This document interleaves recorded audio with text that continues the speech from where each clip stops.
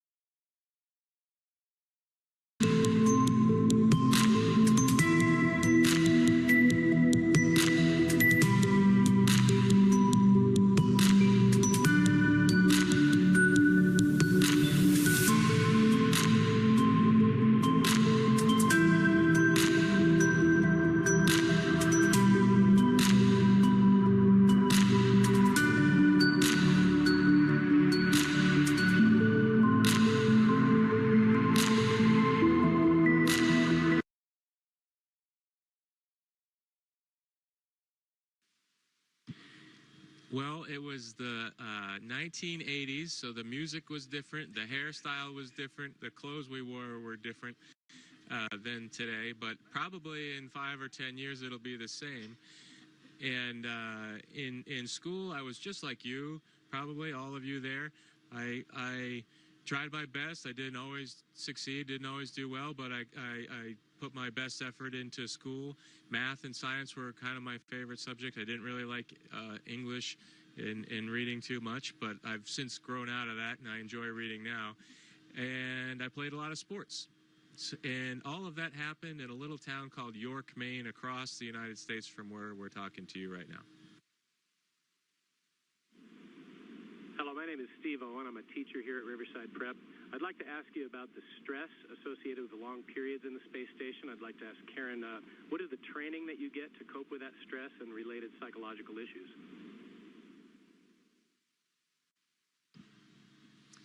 Well, for psychological issues, actually, when we are selected as astronauts, we go through quite a vigorous psychological screening process. You certainly don't want somebody who comes up here and has a breakdown or is claustrophobic. But also, we have, well, like Chris's background as a Navy SEAL and Luca's background as a test pilot clearly prepare them for high-stress situations.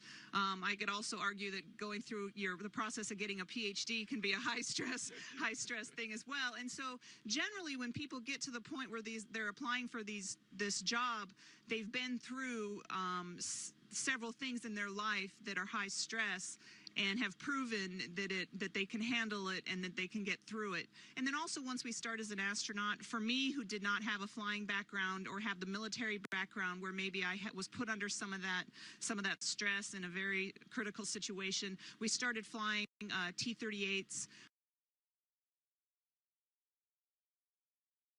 So in this clip, they're talking live feed, and we have a astronaut go by us in the background, obviously trying to give it a more realistic, spacey, station busy effect.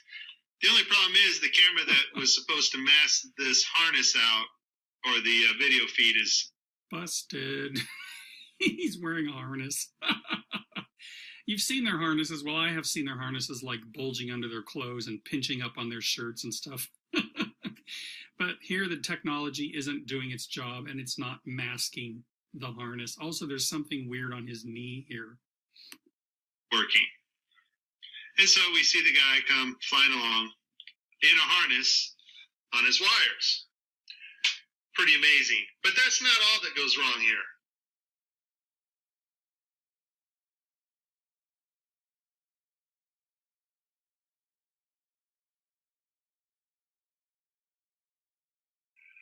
Okay, so you see to the right, this guy's flipping this hat. This hat's actually on another video channel in 3D space. It's virtual reality.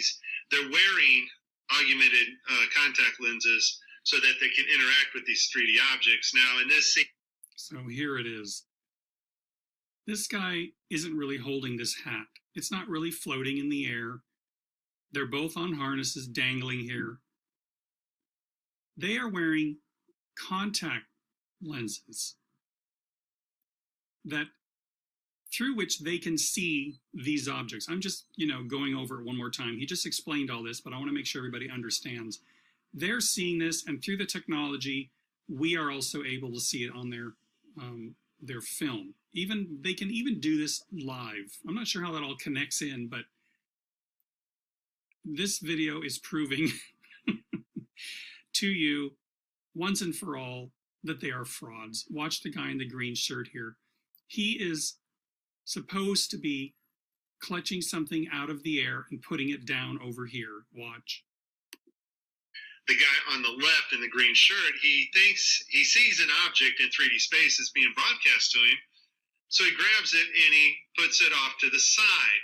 He's looking straight ahead because he's looking at an object rotating in front of him. But the video channel is down that is supposed to show the viewers what we're supposed to see. And so we don't actually get to see the object that he is seeing. And I would just sum this up as a very terrible, bad, horrible day for NASA. It is a very, very horrible day for NASA. Oh my God, people. Share this with everybody, please. Share Matt's video, share my video, share Mike Helmick's video. I don't care whose video you share. Just show everybody this nonsense. Take a listen.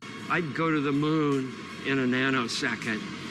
The problem is we don't have the technology to do that anymore. We used to, but we destroyed that technology, and it's a painful process to build it back again. But going to Mars should be one of the next series of steps that humans do. The first step should be going back to the moon for a number of technical reasons and exploration reasons, and then after that, Mars, maybe high orbit in Venus atmosphere, maybe going to Europa. There's all kinds of targets to go to, places of interest in our solar system.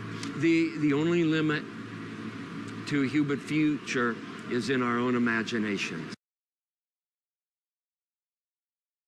On the seat, and they got ready to go, and we cleared him to go, and then he took and pushed off from the seat.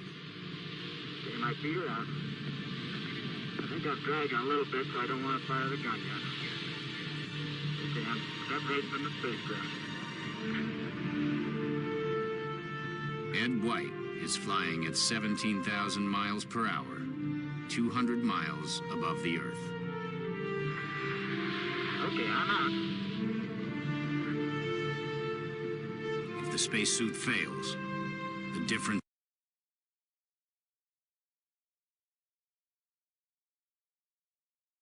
Here's where I think the animators got carried away with creative license. The astronauts' helmets don't swivel. They're fixed to an airtight ring base, which is sewn to nearly 1/4 of an inch of multiply fabric, nylon, and mylar. Once pressurized, it becomes very stiff.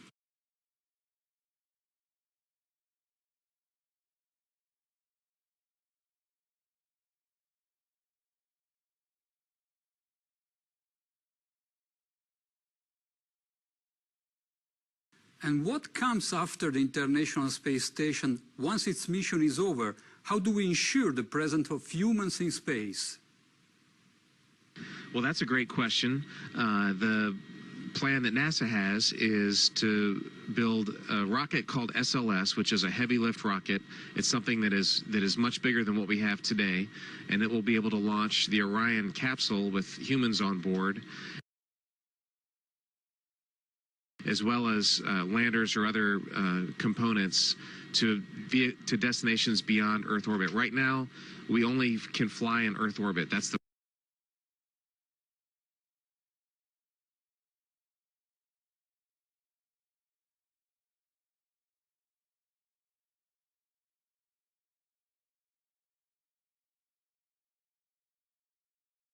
we only can fly in Earth orbit. That's the farthest that we can go. And this new system that we're building is going to allow us to go beyond and hopefully take humans into the solar system to explore. So the moon, Mars, asteroids, there's a lot of destinations that we could go to. And we're building these building block components in order to allow us to do that eventually.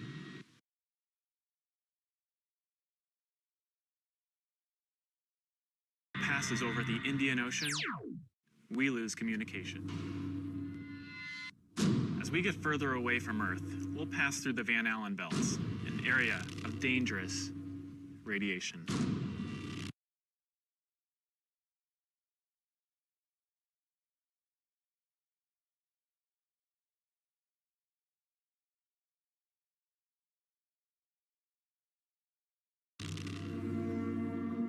Radiation like this could harm the guidance systems, onboard computers, or other electronics on Orion. Naturally, we have to pass through this danger zone twice, once up and once back.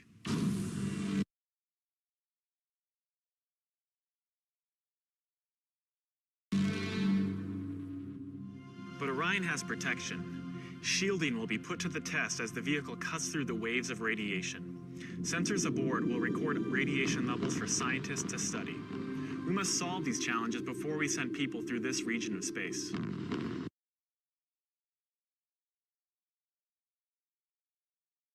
It's great to be a part of this first space flight for Orion, and we're looking forward to beginning a new chapter in human space exploration.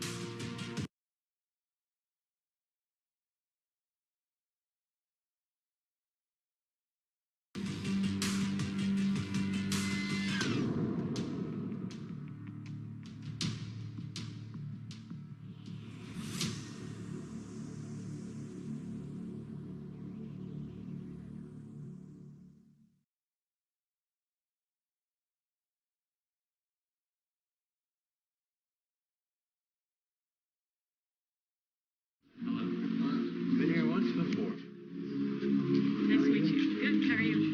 Pleasure to meet you, sir. Welcome to MCC. Thank you.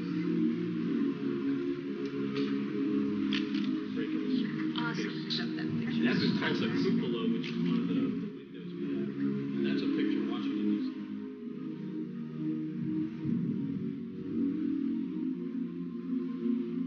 Hello. Been here once before. Hello. Been here once before.